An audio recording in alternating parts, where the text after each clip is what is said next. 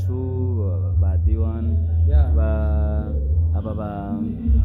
ba Berisima ba Love Music ba Dramati bande nyene tubatera intege kubera bimeze neza no mu Rwanda barashima Chris ariko sha BEL CHRIS muri no mwanya ari mugasho ariko nuko kuntu muri ko murabikora kugira ngo ujye mpeti nico gutuma tangiye muri industry kugira ngo turabe mbe biriko biferingira hehe ni bande bare mu bibazo so je numva mabaro mwishane ujye mpeti ari mugasho warabiciye murabizi ngwinda ngo yibazo wayirayeko siko none bro ni gute muri ku mategekanya kugira ngo ujye mpeti ashobore kuva hajya ahantu ko numira n'abandi bantu bako badukurikirana yuko uwo kwifuza gufasha BEL CHRIS yonchako nkamuha nimero yiwe uburyo bukamushikira naho bibaye 5,000 bamufasha mu kurindira yuko bamutezurira muri industry hari umuyaga umwe udasanzwe mu barinzi batandukanye ba Dramati na ba Bifesi ba Satubibona yaruka gucokoza cyane ariko we ntiyakuvuze mu izina ariko yari karasotera tera yegereza yaravuze ko mwataye hip hop kabisa inde Satubi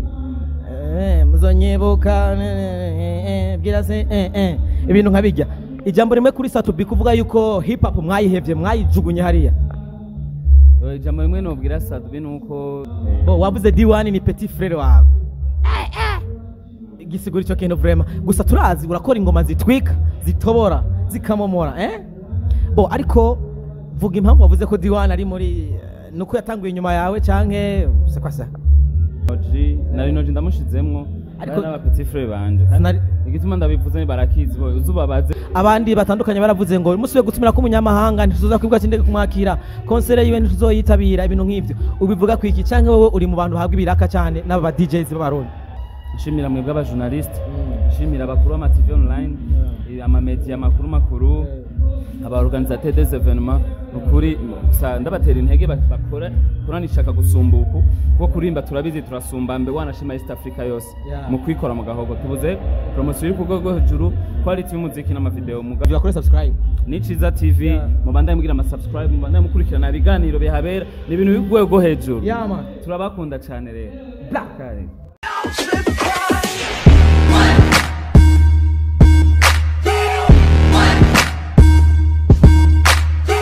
Rekera ndakuramutse cyane ndakubwira nti mwiriwe cyangwa makivanye naho herereye ni siri yake mkari kama siri yakiri yake aka Charlie Masawe Iciza TV na mwendo kazi kama risasi mpenzi mtazamaji usikae kizembe kijanja jicho kwa screen tiko speaker ono musi turi kumwe nande turi kumwe na OLEGUE twavanye mu gisagara cya Bujumbura ubu tugeze turi nembe urazi Giharo mu Rutana rero ko bisanzwe ni OLEGUE ariko aratwika agafyonda agakubita umukubito cyangwa umuhushura kivugende Jise Gael bro okay rero uno musire tugiye kuyaga ku bintu bitandukanye kwanza turayaga kuri concert yiwe kwanza mbega bimeze gute gifashe gute by'umuziki wiwe ariko atabirebye twirwa turamugoza turabona ko ari trend cyane muri no mesi aheruka kuturekurira indirimbo shasha bro vuba cyane kabisa iyo heruka kuturekurira yitwa Egerayo hari hatanguye kuza mwari kumwe na Frima Boy Buraya ubu ni uburaya ni iburaya ibintu ni buraya bisigura ibintu bimeze fresh hama OLEGUE uno musi ahugeze industry y'umuziki yo ngaha i Burundi ubona gute umeze gute bro urakoze ku kibazo societe y'umuziki no bwa industry ya Boja Flavor ihagaze neza kuko no mwanya tuvugana dusama hit dufite ibintu bimeze neza nteri nteke batonya bacu ba D1 ba Berisima ba Love Music ba Dramati bande nyene tubatera intege kubera bimeze neza no mu Rwanda barashima sawa nico twari twifuza kuva kera ubu twaragishitseko sawa OLEGUE yatanga umuziki mu bintu bigoye cyane mu bintu bigumye cyane aho yaca mu bigeragezo bitandukanye OLEGUE hari umugenzi wawe ari mu bibazo nk'ivyo waciyemo uramuziho no muyoberwa none ninde we muvuge we ngo ni BEL nde wari tanguye urari BEL CHRIS ariko sha BEL CHRIS muri no mwanya ari mugasho ariko nuko kuntu muri ko murabikora kugira ngo ujye mpeti nico gutuma tangiye muri industry kugira ngo turabe mbe biriko biferingira hehe ni bande bare mu bibazo so je numva mabaro mwishane ujye mpeti ari mugasho warabiciye murabizi ngwinda ngo yibazo wayirayeko siko none bro ni gute muri ku mategekanya kugira ngo ujye mpeti ashobore kuva hajya ahantu ko kuba afite ibibazo bidasanzwe gose ko ari mugasho bro urakoze mbo birababaje kuko ndasano heza Echo two turakora nk'abagenzi be turamuba hafi ku buryo naho kuba buke ntumira n'abandi bantu bako badukurikirana yuko uwo kwifuza gufasha BEL CHRIS yonshako nkamuha nimero yiwe uburyo bukamushikira naho bibaye 5,000 bamufasha mu kurindira yuko bamutezurira. Muri industry hari umuyaga umwe udasanzwe mu barinzi batandukanye ba Dramatina ba Bifesi ba Satubibona yaruka gucokoza cyane ariko we ntiyakuvuze mu izina ariko yari karasotera tera yegereza yaravuze ko mwataye hip hop kabisa. Inde? Satubi muzonyebuka bwira se ibintu nkabijya. Ijambo rimwe kuri Satubi kuvuga yuko hip hop mwayihevye mwayijugunye hariya. Ijambo rimwe nobwira Satubi nuko yenda mwemera ni mukuru w'iwanje nta kindi norenza ngaho. Bo wavuze D1 ni petit frère wawe. Gisigura ico kintu vraiment. Gusa turazi urakora ingoma zitwika, zitobora, zikamomora, Bo ariko vuga impamvu wavuze ko D1 ari muri nuko yatanguye inyuma yawe canke se kwasa. Bo navuze benshi sinzi igituma utoye uwo. Kubera ari wavuze izina. Navuze Dramati, navuze ba Rinoji, na Rinoji ndamushizemwo. Ariko n'aba petit frère banje. Igituma ndabivuze barakizi bo uzubabaze igituma je navuze ko ari ba petit frère banje.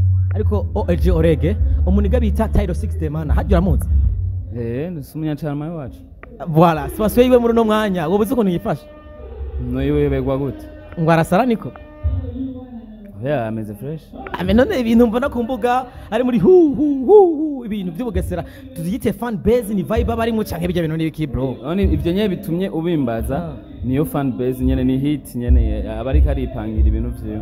Hajya rero hari kuvanga amata n'amazi. Ujya mu peti twatumize nk'umupromoter avuga neza agasesangura ku bijanye n'umuziki ariko tumubonye mu bindi vya c'est quoi ça vraiment ibintu ni ibintu usanga bidatahuritse hamareka ivyo tuvyihoze ubona ko dufise n'umwanya muto cyane ndumva hari abatera bavuga ati OLEGUE agira shiki urafise n'abafana bro ndafise nye nawe urimo cyane abafana bacu kingura ko kwanza bo hamare amahera managa 5000 abwo wowe nturi umustar bro agenda kenye ku mufuko waratobotse ni kwi Nagira ugomba mutafise basi je cendagwa. Nacu uramara imikashi yawe. Umusekirite wanje acakumpera umumere 10. Ndamuha sawa. Hama rero OLEGUE tugerageze kuraba rero umuziki wacu w'u Burundi siko.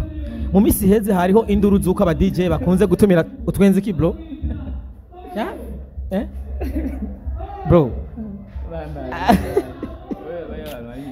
Baba nyuma ya kamera kwa deranje. Bo.